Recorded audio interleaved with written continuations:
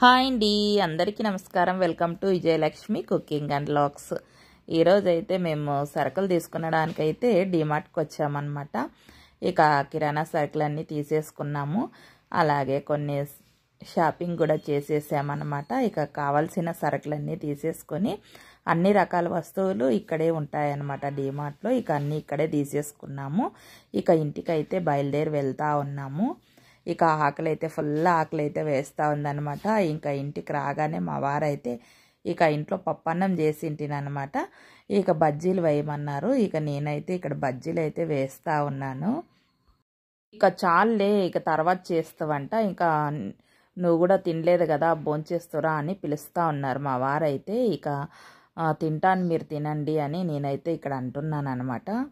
ఇక నైట్కి అయితే ఇక చపాతీ, అలాగే నేను బ్యాళ్ళ కూర అండి మొన్న చేసినప్పుడు ఒక రకంగా చేసాను కదా, ఇప్పుడు ఒక రకం స్టైల్లో అయితే నేను చేస్తూ ఉన్నాను అనమాట. చాలా అంటే చాలా తొందరగా అయిపోతుంది, టేస్టీ కూడా సూపర్ టేస్టీగా ఉంటుందన్నమాట. ఇక చపాతీలు అయితే నైట్కి చేసేసాను, ఇంకా అలాగే బ్యాళ్ళ కూర కూడా చేస్తున్నాను అనమాట. ఇక ఇక్కడైతే ఆయిల్ వేసి ఆవాల జీలకర్ర వేసేసి అలాగే ఆనియన్స్ కూడా వేసేసాను. ఇక్కడైతే మైసూర్ కందిపప్పు అలాగే నార్మల్ కందిపప్పు రెండు కలిపేసి ఇక కడిగేసి పక్కకు పెట్టేసుకోవాలి. ఇక కాస్త పసుపు వేసేసి ఒకసారి బాగా కలిపేసుకోండి. అలాగే స్పైసీగా తగినంత కారం కూడా వేసేసి ఇక కాస్త ధనియా పౌడర్ 1 టేబుల్ స్పూన్ అంత వేసేసి ఒకసారి బాగా కలిపేసుకోండి.